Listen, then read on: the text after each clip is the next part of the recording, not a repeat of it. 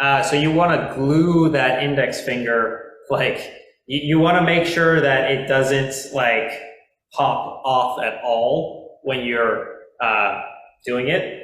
Like you really want to glue it there, right? Yeah, like just doing that, like that's.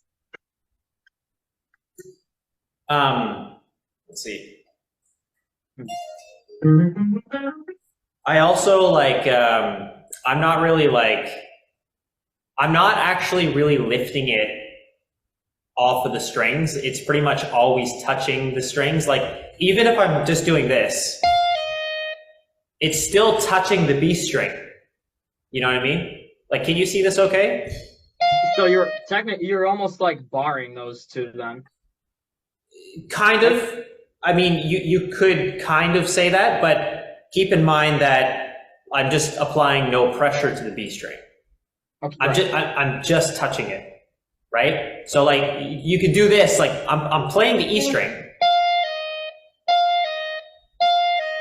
but I'm still touching both strings, right? Right. Oh. Yeah, see, like that's what I mean. I think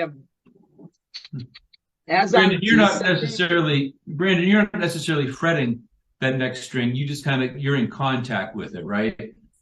Correct. Okay. Okay. Almost like muting it with the tip of your finger. Yeah. Okay. Yeah. Exactly. Yeah. Like you can see what I mean. Like when I'm descending, you can see like how my index finger is like jumping almost to the next string when I'm descending. So it's like. Yeah. So here's what you need to do.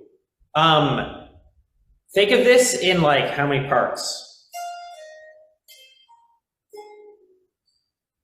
Think of this as a three-part movement, three-part sequence that repeats, okay?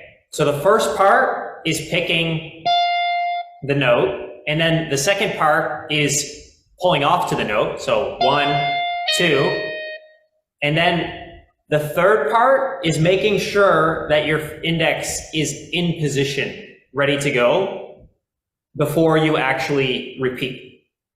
Does that make sense? So if I'm starting this on the B string now, I'm picking. So if I'm starting this on the B string now, I'm picking the 13th fret, 11th, and then making sure my index is in position, and now restart.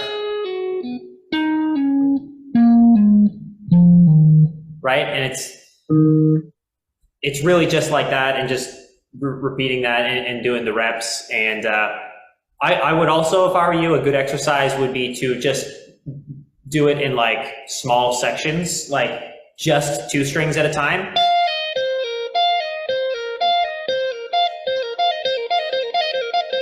And then the other 2 strings, right?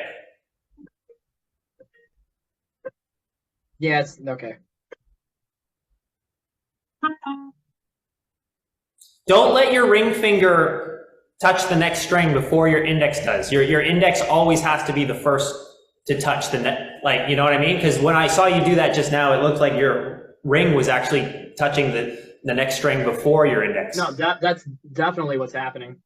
So, and that was like where my question kind of came from, was the fact that I feel like I was struggling to keep my index finger glued down as I'm trying to do those pull-offs. Don't let the ring finger move first, right? Like, yeah. I'm realizing this is the key difference between how you were playing it and how I would play it. Like, don't do this.